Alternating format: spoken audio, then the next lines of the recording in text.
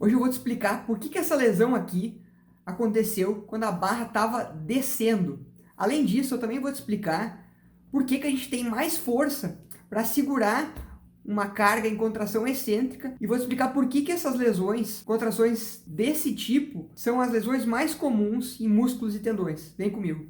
A resposta está no conceito biomecânico da relação força e velocidade, explicado aqui nesse gráfico. Esse aqui é um gráfico onde temos a força em um eixo e embaixo temos a deformação aqui. Isso é, desse lado esquerdo, onde a força atinge níveis mais altos, nós temos a contração excêntrica. O que é isso? Quando o músculo ele está aumentando o seu comprimento e contraindo, que é diferente da contração concêntrica, que é quando o músculo contrai realmente e diminui o seu comprimento. Quando, por exemplo, contraímos o bíceps, diminuímos o ângulo do cotovelo pelo encurtamento da fibra.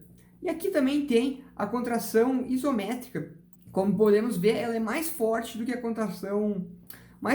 contração concêntrica, mas mais fraca que essa excêntrica aqui, que foi quando aconteceu a lesão.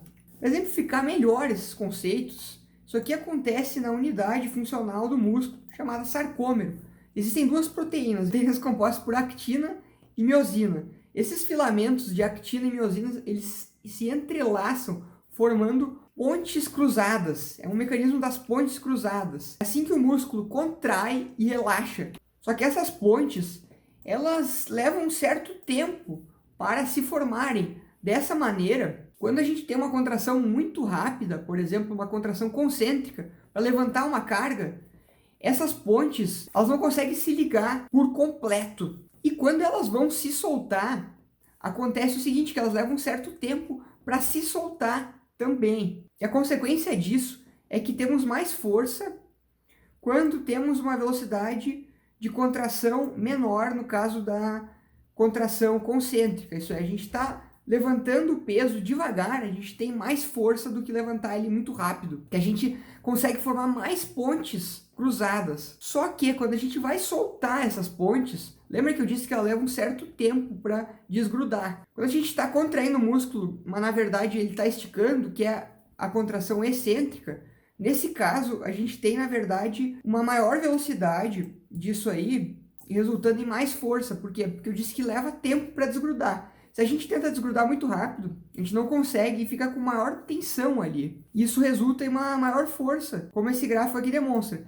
E outra coisa, olha aqui que estão vendo que está escrito componente elástico. Esse componente elástico aqui em cinza, ele é muito maior na contração excêntrica. Ele também leva essa força lá para cima. O que é isso aqui? Esses componentes elásticos fazem parte de outro princípio biomecânico agora, que é o princípio da força e comprimento. O outro era força e velocidade.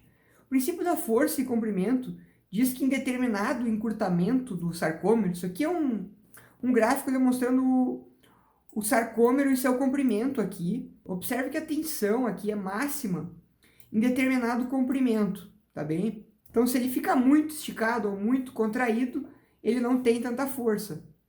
Porém, isso aqui fala mais sobre os componentes ativos, que é a parte contrátil mesmo, mas tem uma outra parte dessa relação força-comprimento, que é a parte que é o componente passivo ou elástico, que é esse aqui. O componente elástico, ele não é o sarcômero propriamente dito, mas são essas estruturas aqui, ó, o epimísio, perimísio, o próprio tendão e o sarcolema da célula muscular, eles são elásticos e eles podem ser comparados com essa borracha aqui.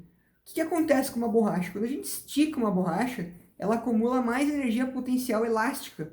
Isso aí, quando o músculo é muito esticado, isso acontece na contração excêntrica, isso é, ele está contraindo, ele está tendo a sua tensão ativada, mas ele ainda por cima está tendo o seu componente elástico aumentado, como demonstrado aqui no gráfico. Observe, quanto mais aumenta o comprimento, olha como sobe aqui a tensão no músculo. Dessa maneira, então, quando o músculo está fazendo isso aqui, isso é, ele está encurtando, mas segurando o peso, tem uma carga no componente ativo, porque ele está contraído, e ainda por cima o componente elástico está lá em cima, porque a gente está esticando o músculo. Isso aí dá uma força de até 2 vezes maior comparado com a isométrica, segundo alguns autores. Mas, na prática, o que acontece? Em média, 30% a gente consegue segurar, generalizando aí todos os músculos, de uma maneira excêntrica em relação à concêntrica. Então é por isso que as lesões músculo-tendinosas tendem a acontecer nessa parte excêntrica, porque a gente aguenta mais peso ali, certo? Só que, por aguentar mais peso, tem uma tensão muito maior nesses tecidos que pode ocasionar lesões.